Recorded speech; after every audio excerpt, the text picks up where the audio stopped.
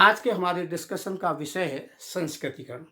Actually में M N Srinivas थे दक्षिण भारत के कुर्ग लोगों के सामाजिक आर्थिक जीवन के विश्लेषण के लिए 1952 में संस्कृतिकरण की अवधारणा का सर्वप्रथम प्रयोग किया। इनसे पूर्व यह माना जाता था कि जाति व्यवस्था जन्म पर आधारित कठोर व्यवस्था है जिसमें परिवर्तन संभव नहीं है, किंतु श्रीनिवास ने यह माना कि यह एक लचीली व्यवस्था है, इसमें गतिशीलता संभव है और यह जरूरी नहीं कि जाति की स्थिति सदैव एक सी होती है। उन्होंने जाति व्यवस्था को ऊर्ध्वमुखी गतिशीलता के आधार पर विवेचित करने का प्रयास किया है। उनके अनुसार संस्कृतिकरण का अर्थ सिर्फ प्रथा और आदतों को ग्रहण करना ही नहीं, अपितु पवित्र और लौकिक जीवन से संबंधित विचारों और मूल्यों को प्रकट करना भी है। इसके अंतर्गत उच्च जाति या समूह का अनुसरण करके निम्न जाति या समूह अपने स्तर को ऊंचा उठाने का प्रयास करती है।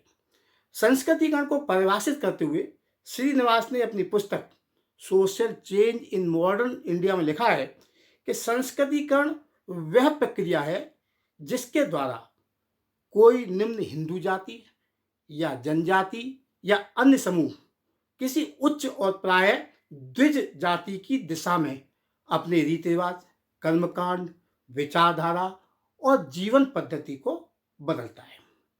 जहां तक संस्कृतिकरण की विशेषताओं की बात है तो यह एक प्रक्रिया है और गतिशील रहती है। इसका संबंध परिवर्तन से है, क्योंकि बिना परिवर्तन के संस्कृतिकरण नहीं हो सकता। यह एक सार्वभौमिक प्रक्रिया है, अर्थात सभी समाजों में पाई जाती है।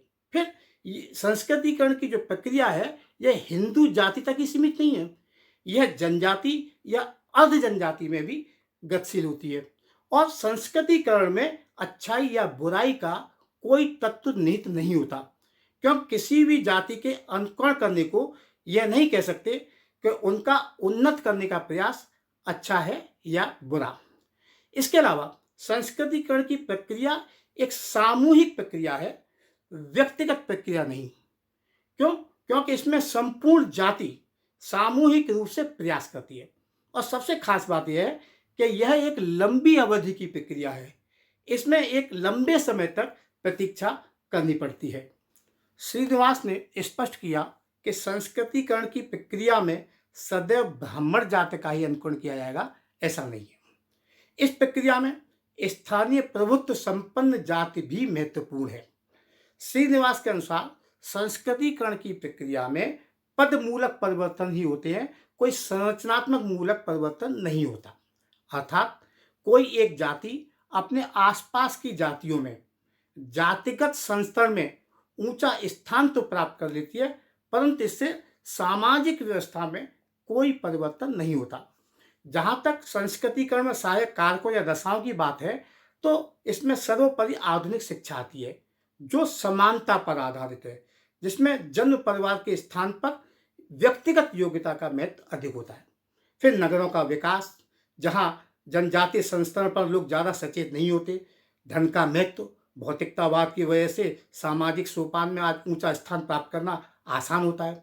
यातायात और संचार के साधनों से गतिशीलता बढ़ी है और जनजातीय लोग हिंदू समाज और संस्कृति के संपर्क में आने लगे हैं तथा विभिन्न उद्योग धंधों में उन्हें रोजगार मिलने लगा है। इसके अलावा तमाम सामाजिक धार्मिक आंदोलन हुए। इसके अतिरिक्त भी तमाम सामाजिक अधिनियम पारित हुए, जैसे अस्पृश्यता अपराध अधिनियम, विशेष विवाह अधिनियम आदि।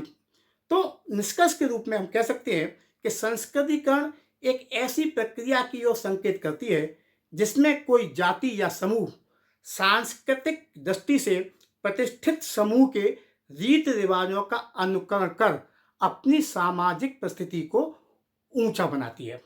तो यह था हमारा संस्कृतिकरण की प्रक्रिया पर डिस्कशन। आगे फिर किसी विषय पर आपसे मुलाकात होती है, तब तक आप हमारे अगले वीडियो का इंतजार कीजिए।